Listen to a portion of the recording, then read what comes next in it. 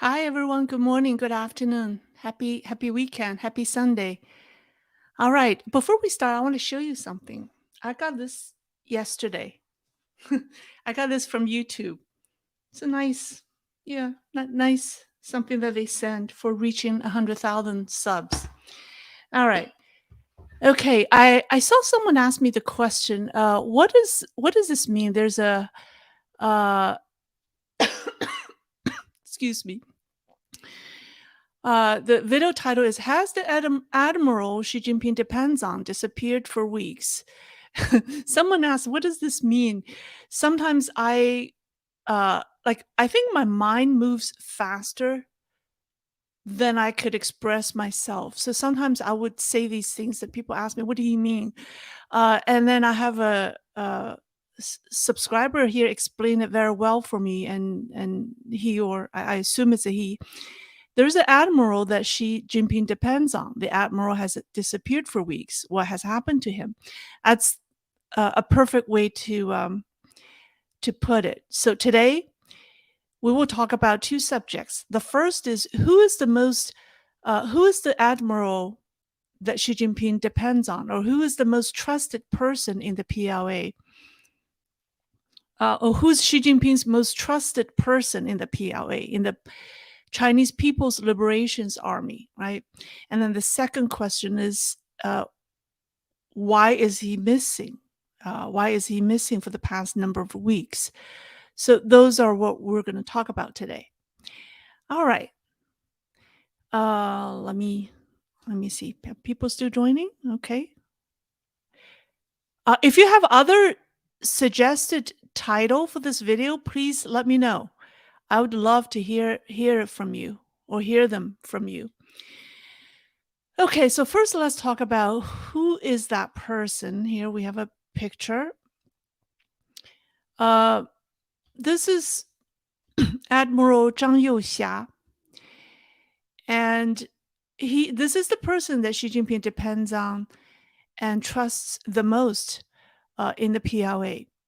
He's a princeling, and he is 3 years older than Xi Jinping. His father, Zhang Zhongxun, was a founding general of the People's Liberations Army, and I have a picture of him. Oh, here's the pair,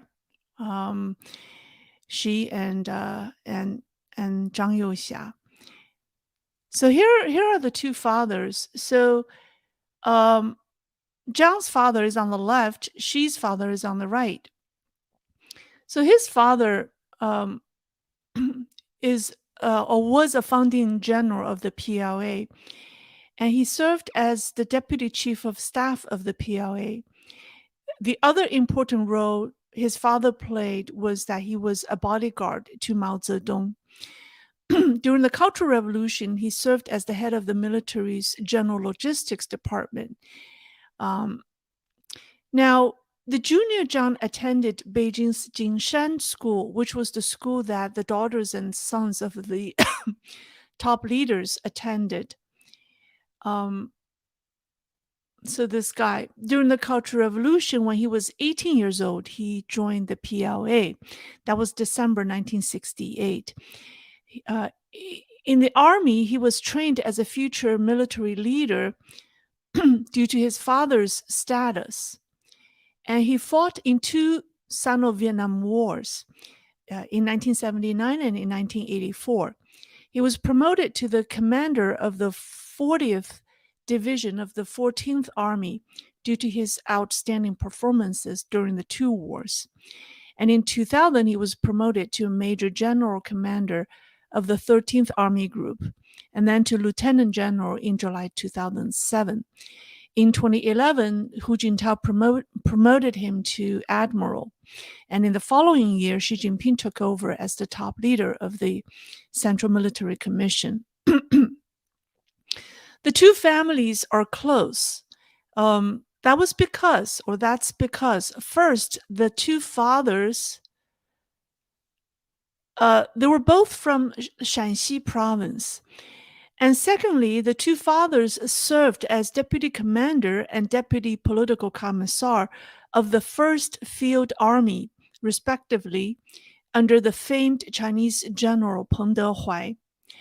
So, in addition to their personal friendship, I mean, in their from their fathers, in addition to their the connection between the two families, Zhang Youxia and Xi Jinping share the same ambition for the PLA. So more than three decades ago, after Zhang returned from the battlefield, he developed the idea that the PLA should dominate in the ocean. He suggested to Liu Huaqing, then commander of the Chinese Navy, that a Blue SEAL team should be formed and deployed in the South China Sea to launch surprise attacks on foreign warships that invade China's territories. He recommended himself to be the commander of the team. We don't know what happened to the idea or to that proposal, but obviously the Navy commander didn't accept the offer from an Army officer to lead the Navy SEAL. So Zhang stayed his military career stayed for the most part in the Army, and he moved up the ranks in the Army. So in October 2017, when Xi Jinping assumed a second term at the 19th Party Congress, he promoted Zhang to be the vice chairman of the Central Military Commission under him, and also a member of the Politburo. The two were able to celebrate their shared dream of a strong Chinese Navy in December 2019, when the PLA celebrated its first carrier, the Shandong. Zhang hosted the induction ceremony while Xi Jinping attended it as the commander-in-chief. Now, interestingly, Zhang's father gained Mao Zedong's trust and served as his bodyguard, and the junior Zhang gained Xi Jinping's trust by helping him in several political struggles. Xi Jinping wouldn't be able to rule today without Zhang's full support. A few weeks ago, I made a video about CCP's Secret Service Agency, the Central Security Bureau. I didn't mention how Xi Jinping obtained control of the agency 3 years after rising to the top. There's a story because the video was getting a little too long, and but I think it's a good it fits in today's program, so I'll tell you now. So in 2015, Xi Jinping relied on Admiral Zhang Youxia and his influence in the PLA to carry out a major cleansing of the Central Security Bureau. The background was that a couple of years after his anti-corruption campaign, he received tips that some military leaders who were removed from power or who were about to be removed due to corruption or due to investigation of their corruption were planning a coup. And Xi Jinping and Wang Qishan was his right-hand man in the anti-corruption campaign. These two leaders were facing personal safety risks. So, I mean, there were things were saying that, they were planning things like, poisonous needles during a physical exam at the hospital when Xi Jinping was doing a physical exam, things like that. But basically, their personal safety was at risk. Here's what happened next. Around the time of the CCP's two sessions in March 2015, a mandatory political study session was called at the Central Security Bureau for all officers at the level of battalion and above. While the study session was ongoing, the head of the CCP's General Admin Office, Li Zhanshu, do you know who that guy? Okay, so here are the two guys that showed up. Li Zhanshu is the man who sat next to Hu Jintao during the infamous removal of Hu Jintao at the 20th Party Congress. So the man to his left, to our right, is Li Zhanshu. He was the head of the CCP's general office at the time. And his deputy was Ding Xuexiang, the man on the far left, who is now a Politburo member. So these two guys suddenly entered the venue and announced on behalf of the Central Military Commission that Cao Qing, who was Hu Jintao's chief bodyguard and then head of the Central Security Bureau, and his deputy, Wang Qing, had been reassigned. Their jobs have been reassigned.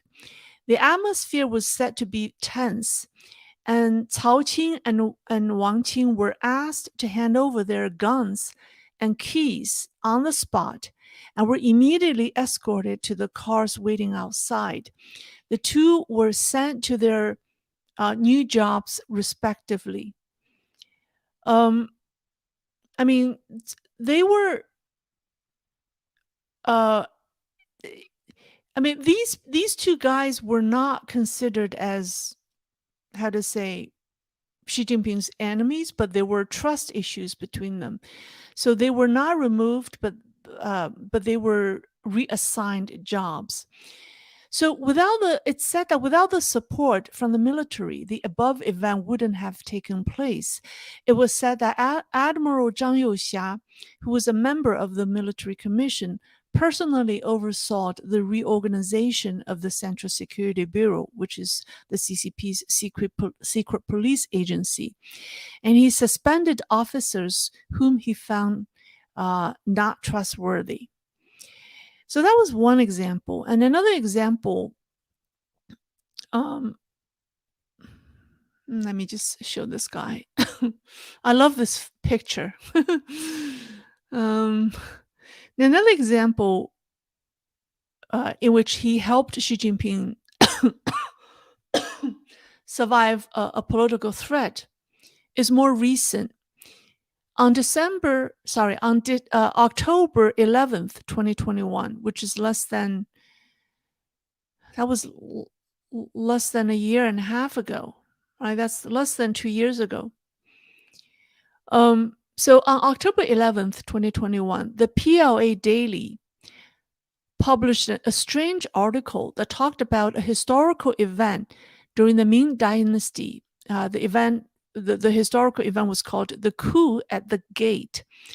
The article seemed to draw on the past to warn military officers or military generals that if a former emperor or a retired emperor, I mean, there's no such thing as a retired emperor, but a former emperor, meaning implying a former head of state, a former leader, launched a coup d'etat to restore the country or to restore his power, they, meaning the officers or the generals, should remain neutral and watch on the sideline. Now, the PLA Daily is the mouthpiece of the Central Military Commission and is managed by the political department of the commission. So this paper's publication of an article calling PLA generals not to be loyal to Xi Jinping spelled nothing but trouble for him. And the timing was sensitive. It was 1 year before the 20th Party Congress, and it was a critical time for Xi Jinping to solidify internal support. So rumors that the Jiang Zemin faction and its deputy, Zheng Qinghong, would reassume leadership was spreading, and the suspicion of a coup d'etat was on a lot of people's mind. Amid rumors of a restoration of the old emperor, Xi Jinping relied on Zhang Youxia again to fight back. Zhang immediately took the opportunity of a PLA conference, excuse me, on ideological and political education the day after that article was published. So the article was published on October 11th, and this conference was on the 12th. And so he warned at this PLA conference, with the theme on ideological and political education, Zhang warned the PLA generals or officers who had hidden ulterior motives, he warned them and he urged them to, quote, open their heart, break their bias, and old thinking, and adapt to Xi Jinping's ideas and requirements. And his speech was then conspicuously publicized and promoted by major CCP mouthpieces. So, as a princeling and a top leader of the PLA, Zhang has consistently played that role to weed out elements of threat and disloyalty within the PLA for Xi Jinping. I mentioned it in my last live stream, which was Thursday, June the 8th, about Zhang's recent request to remove Admiral Liu Yazhou. Remember the man who, this guy, remember he was rumored to be given a suspended death sentence. I talked about that in my Thursday's live stream. And that's just one other example. However, so now let's talk about the second topic. This guy has not been seen in the public for the past 6 weeks.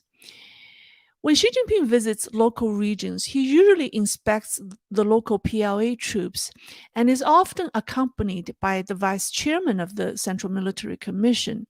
And Admiral Zhang, who is one of the two vice chairmen, often accompanied him because he's his most trusted person in the PLA, right? And also this guy carried a lot of weight because he's a princeling. For example, when Xi Jinping visited Guangdong on April 11th of this year, the admiral accompanied him to inspect the Navy in the southern war zone. And from June 6th to the 8th, which just happened last week, excuse me, Xi Jinping visited Inner Mongolia and was briefed by the Northern War Zone, the army stationed in Inner Mongolia, the border brigade in Inner Mongolia, and the Inner Mongolia military region. So there's several PLA units in the region that he met on June the 7th.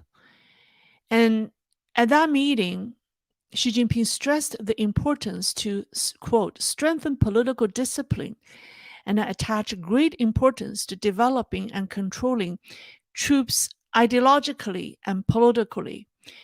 While Xi Jinping talked elaborately about political discipline and training, the vice chairman in charge of PLA's political discipline was absent. Zhang Youxia was nowhere to be seen, and according to CCP video footage, the other vice chairman, He Weidong, was in audience. And also on May 29th, Zhang Youxia was absent from the attendee list of the Politburo's monthly group study and also monthly meeting. It seemed unusual for him to be absent on both important occasions. And his most recent public appearance was a meeting with Pakistani Army Chief of Staff in Beijing on April 26. So he has not been seen for 6 weeks. And this caught the attention of some China analysts who watch CCP politics very closely. So they asked the question, what happened to Admiral Zhang? The first possibility they offer is COVID. Recently, another wave of COVID seemed to have returned to China, and Beijing was particularly hard hit. Chinese media avoided the subject, and its National Health Commission and China's CDC remained quiet. But based on information from social media and also friends and family, we know Beijing has another outbreak, and many people are sick. And we can also confirm this by the fact that Xi Jinping and his entourage all wore masks when he visited Xiong'an, the new capital in Hebei, and also Xi'an for the Central Asia Summit where he welcomed the 5 heads of state from Central Asia, as well as his visit to Inner Mongolia. They all donned a mask. And also at the Politburo group study on May 29th, Xi Jinping was the only person not wearing a mask. The invited guest speakers all wore masks when they spoke. So could COVID have taken the admiral's health? That's one possibility. But the other possibility that people are more concerned with is that he may be tied up in dealing with a major internal situation in the PLA and can get away. So what situation can that be? Of course, the CCP won't tell us, and they're being very careful not to release any information.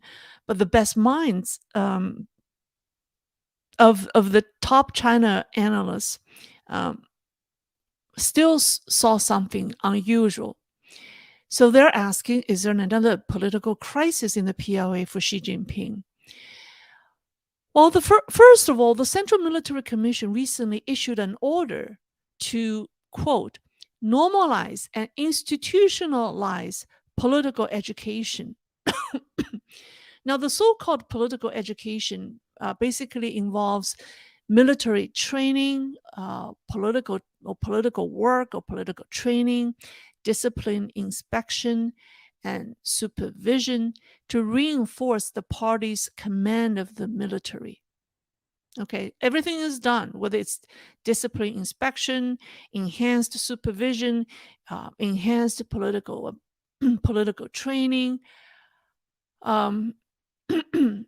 anything you name it. All of that is to reinforce the party's command of the military. Sounds like the party is losing control. And Xi Jinping is suffering from a loyalty problem within the PLA, right? The underlying message is the fact that they need to reinforce that means that somebody or someone is losing control internally. Meanwhile, the military newspaper published not one, but 2 consecutive articles on June 2nd and 5th to once again denounce the 4 corrupt tigers within the PLA, calling for, quote, a comprehensive and thorough purging of the influence of the 4 corrupt tigers to stamp out new forms of corruption. In Chinese, the PLA use tiger to mean corrupt high-ranking officials, and they use flies to mean lower-ranking or grassroots officials, right? So tigers is the highest-ranking corrupt officials, and flies. So tigers and flies, they're the corrupt officials. So the 4 tigers here are the 4 highest-ranking generals Xi Jinping removed from the PLA. There are Guo Boxiong and Xu Caihou, former vice chairman of the Central Military Commissions. Fang Fenghui, former chief of staff of the Joint Staff Department, and Zhang Yang, head of the political department of the commission. All 4 belong to the Jiang Zemin faction, but they didn't end well with Xi Jinping. Xu Caihou, who was sort of exonerated in 2015 when he died from illness, and Guo Boxiong was sentenced to life in prison in 2016. Zhang Yang committed suicide in 2017 while being investigated. And the last guy, Fang Fenghui, was sentenced to life in prison in February 2018. In the past, the PLA media denounced these 4 corrupt tigers several times. Interestingly, all at sensitive times when political infightings were intense, such as right before the 20th Party Congress. This makes people suspect that infighting within the PLA must be so terrible for Xi Jinping that he must remind people again the fate of the 4 tigers, of the fate of the 4 tigers that belong to the Jiang Zemin faction. Um, but it makes people wonder if the situation is or the political infighting is particularly um, intense or terrible now because since about 6 years ago, Xi Jinping has been kind of staying low key in publicly announcing disgraced PLA officers for fear of alienating and demoralizing his military personnel. So he has in total, or based on the information that we know or that have been announced, there have been at least 160 senior PLA officers who have been removed and investigated, but only 71 have been publicly announced. So a lot of them um, kind of just disappeared from power. They just left or went away, but they were not formally announced. So of the 160 that have been removed, only 71 were officially announced. And then some of the recent removal or investigations were not announced. So, for example, um, Hong Kong's Minbao Daily reported on May 24th that two former deputy commanders of the PLA's rocket force, they are Zhang Zhenzhong and Liu Guangbing, were taken away for investigation in April. And these are really high ranking. Think about there were um, deputy commanders of the rocket force. They were taken away for investigation in April. So they were making them the two of them were the latest tigers to be removed. However, PLA did not issue any official notification. And also the name of the deputy commander of the Strategic Support Force, who was also, the guy was also the commander of the Space Systems Department, Lieutenant General Shang Hong. His name was removed last minute from the list of delegates to the 20th Party Congress. I mean, there were over 2,000 delegates, but his name disappeared. He was on the list previously, but was removed last minute. Again, no reason was given.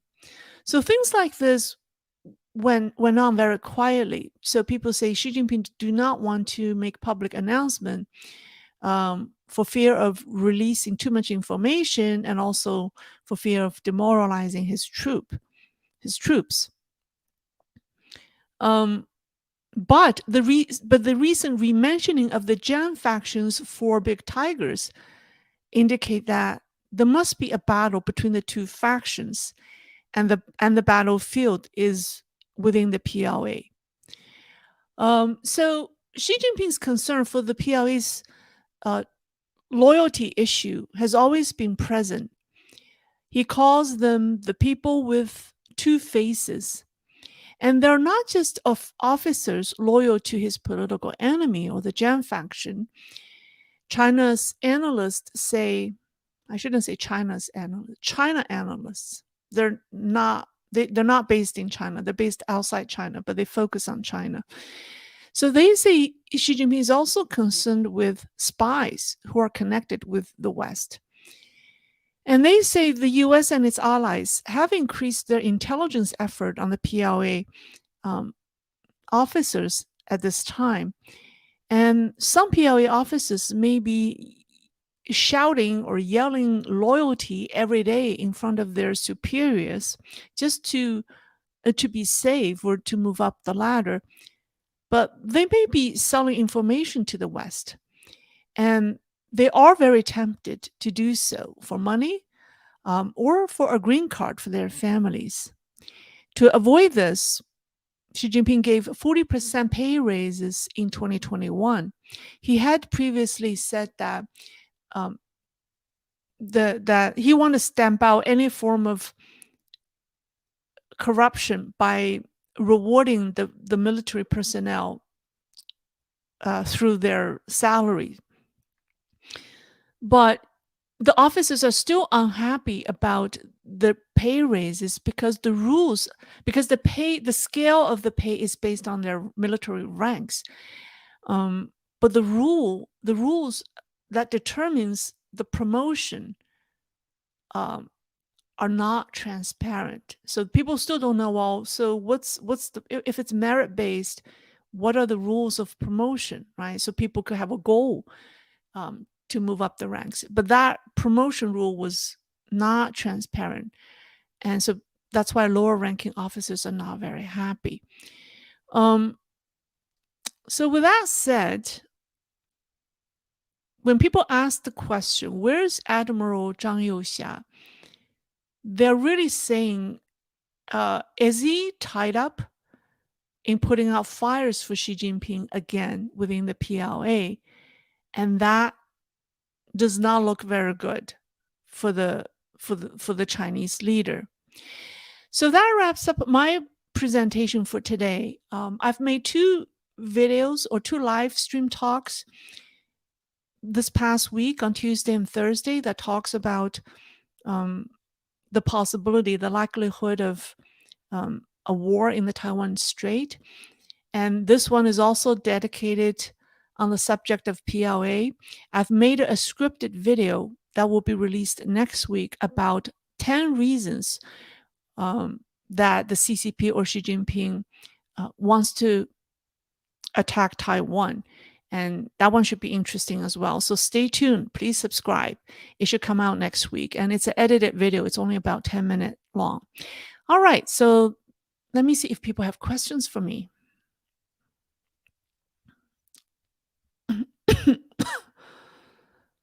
All right, let me go through the super chat questions first. Charles Womack, thank you for the donation from Jean. Thank you, Jean, for the generous donation. Thank you. Quail All, thank you. I hope I'm pronouncing people's names correctly. And let me see. Let me go through other questions. All right. If you have questions for me, put my name or my channel's name in the front so I know it's addressed to me.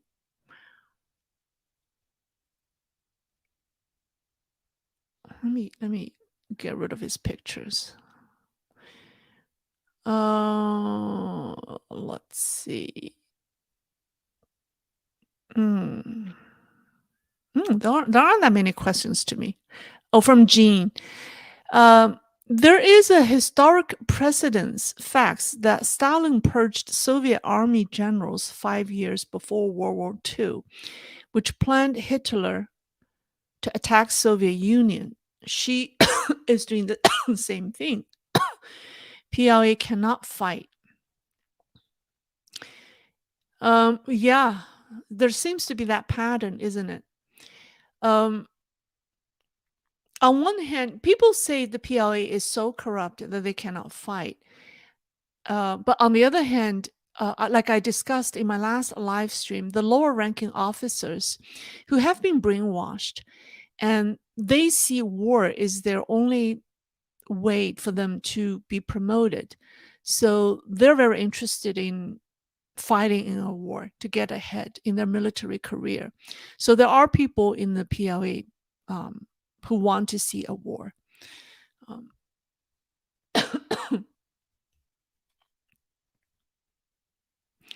And Jeff Ramos, like, what's your opinion on Mao Xinyu, his son? How we should see him here in the West? He's not really involved in politics anymore, so I don't think he's really relevant at this point. At least not in the PLA or in CCP politics. That's my view. You mean, are you asking his? Would he have a political comeback? I doubt it, because Mao's descendants aren't really powerful politically. I really doubt how much support they would have in China. So they're not strong leaders, and they don't have any experience in CCP politics. So I don't think they should be a concern to the West. There may, people so people may use them. Um, I think right now the fight is really between the Xi Jinping faction, or between Xi Jinping and then Zheng Qinghong, the form, the after Jiang Zemin's death, he really heads up the Jiang Zemin faction, and the biggest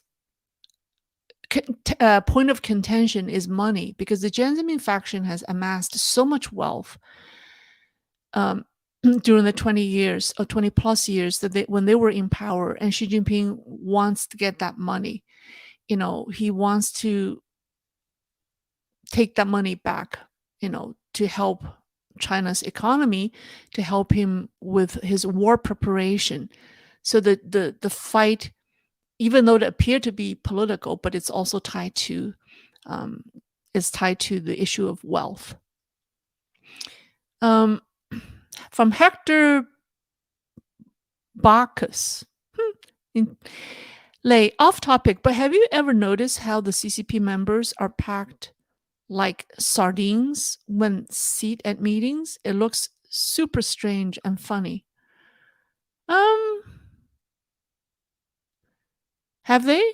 Well, in the latest, I noticed that they have been. It's not as packed as before. If you look at the pictures from the earlier party congress, the stage was packed. Now they have like the last couple of rows on the stage empty. That tells me they don't have as many delegates, or they don't have as many delegates that were picked to sit on the podium or on the stage as before. So, and also during the pandemic, they seem to be spaced out more apart from each other. So I'm not so sure if. But what you said, it's right. Usually they are packed like sardines, but in recent years that seem to be different. Thank you. From L. Hargreaves. I would like to add some Chinese online. But cannot because of the firewall. Will the CCP remove the firewall in the future? CCP will not remove the firewall, because if it removes the firewall, it will collapse. It knows very clearly that if Chinese people have access to uncensored information, the regime will be overthrown overnight. That's the only reason why they censor information. And I think that's a very powerful piece of information for the West. The Western government spends so much resources, spend their own money, their own GDP to build military, trying to create alliances, But what they really should do is break down that firewall of China. That firewall was built based on Western technology. Like Cisco and all these major Western companies help China build that firewall. Without American technology, China was not able, or at the time was not able to build that firewall. So, if I were the American government, I would just break down that firewall, and it will be all. Then the CCP is over. It becomes history. You don't have to do much. Why are American politicians, the Joe Biden administration, get so excited about this competition, this coexistence / competition strategy that gets so expensive and so difficult, right? We're walking between the fine line of not starting again. It's very similar to CCP's strategy. We want to compete, but we don't want to start a war. Just why? Give Chinese people what they need, and they're entitled. Everyone is entitled to have to have an internet that's uncensored, and that may end most of the troubles in the world. And why not do it? And it does not cost that much money. The United States have the technology to do that.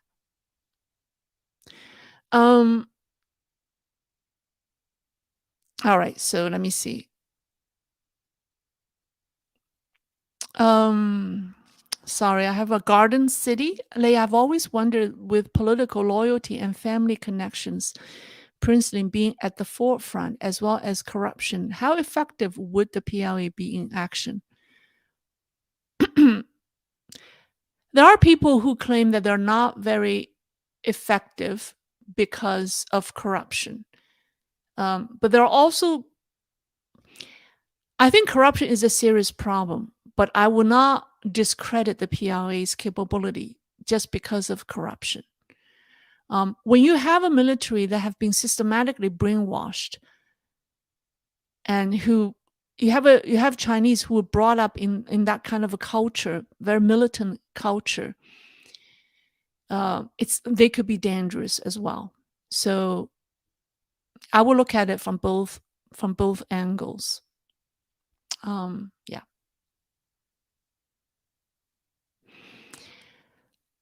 From M. Askino Lei, is she afraid that he could be purged from within? Of course he's afraid. All CCP leaders fear of I mean, they know that their biggest threat is coming from within. Yeah, they all have that fear, right?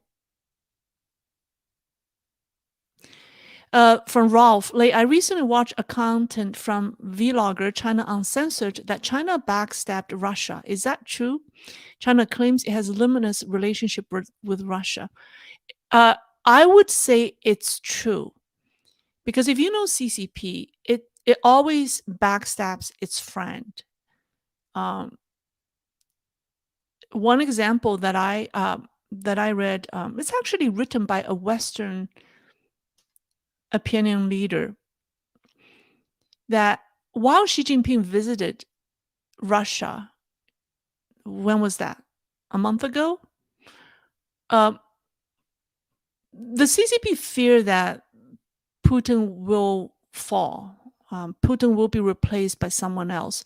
The CCP has already been preparing to establish relationship with Putin's replacement, and the CCP has decided, or they have determined internally, that that person is the prime minister, is the second in command.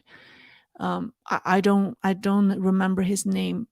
And then while Xi Jinping was in Russia for that visit, he arranged a meeting with that guy, the prime minister of Russia, and diplomatically, it does not conform to diplomatic protocol, right? It's like because as a head of state, you meet with the other head of state, and his deputy could be meeting with you, but why do you want to bypass Putin and meet with his deputy separately, alone?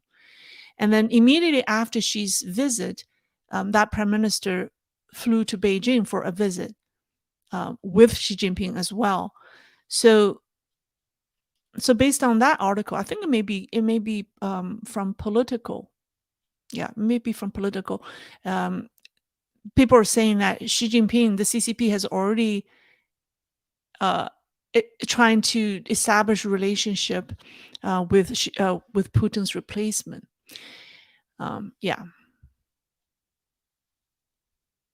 So, all right, from Jeff Ramos, the digital renminbi will affect the PLA, or are they able to bypass? The digital renminbi will affect the PLA, or are they able to bypass? Are you saying that the digital renminbi will affect the PLA so that they cannot? I mean, the whole point of digital renminbi is to stamp out corruption.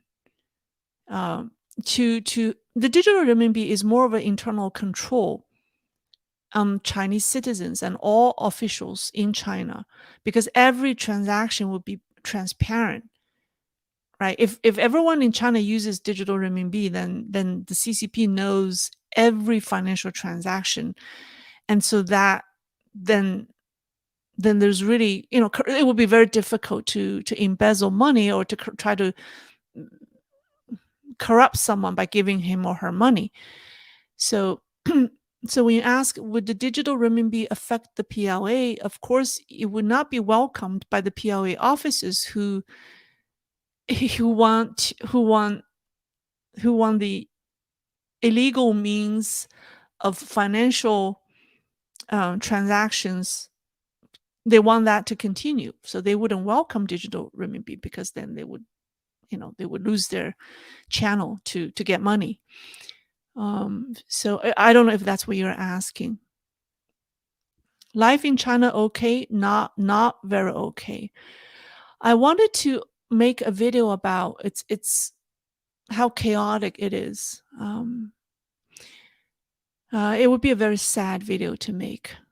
And also, I don't know how many people in the West really care about the real life in China, the real reality. I think gradually you see the government, local government, and the central government start to losing control, and that's the worst thing that could ever happen to a communist regime who demanded absolute control. But they are losing control, and when they lose, so yeah, that's a whole subject in itself.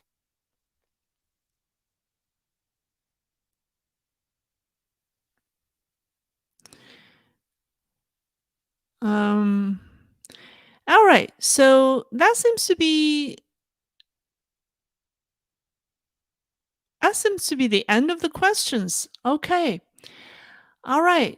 I thank you everyone for joining me, and I will see you. Stay tuned. Please subscribe. Stay tuned for that edited video that will come out next week, probably on Tuesday, um, but maybe on Thursday. But please subscribe. All right. Thank you very much for joining me, and enjoy the rest of your weekend. I'll see you next time. Bye bye.